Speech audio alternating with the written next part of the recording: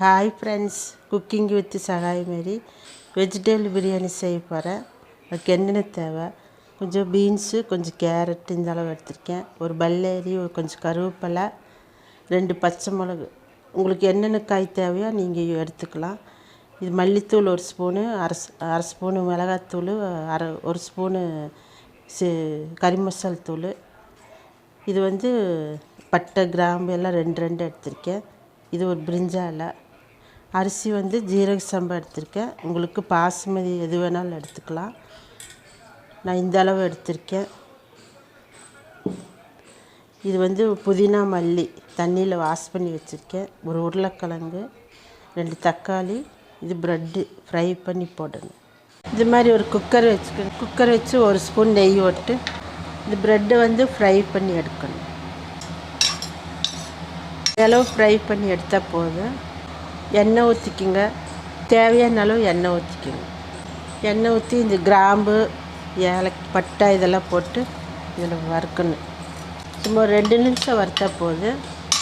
வறுத்துட்டு இந்த பல்லேரி ஓடணும். பல்லேரி பச்சை மிளகு போட்டு வதக்கணும்.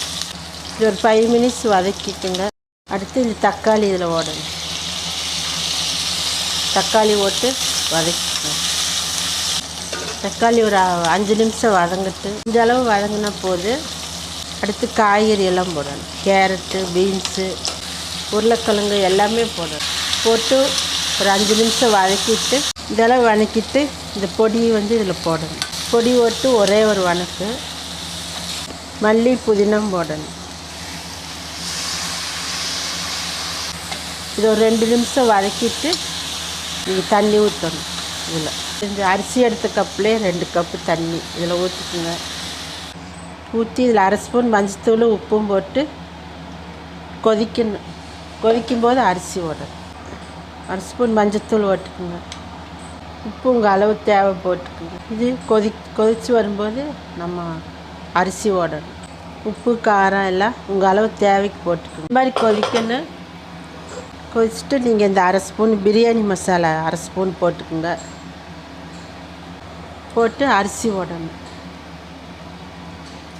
இது போட்டு நல்லா இலக்கிட்டு நெய்யை ஒரு 2 ஸ்பூன் ஊற்றிக்குங்க. இலக்கி குக்கரை மூடி ஒரு 2 விசில் வச்சுக்கோங்க. ஒரு 2 விசில்.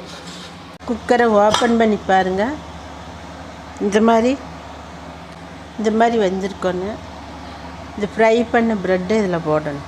போட்டு ஒரு இலக்கிக்குங்க. சோறெல்லாம் நல்லா வெந்துருச்சு, காயெல்லாம். Okay friends, vegetable biryani ready ஆயிடுச்சு. உங்களுக்கு காய்கறி எந்த காய்கறி போட்டாலும் இந்த ப்ரெட்டு ஃப்ரை பண்ணி போடுங்க. பிரியாணி நல்லா டேஸ்ட்டாக இருக்கும். இது மாதிரி செஞ்சு உங்கள் பிள்ளைகளுக்கு கொடுங்க. நல்லா விரும்பி சாப்பிடுவாங்க. சாப்பிட்டு எப்படி இருக்குன்னு எனக்கு கமெண்ட் பண்ணுங்கள் ஃப்ரெண்ட்ஸ்.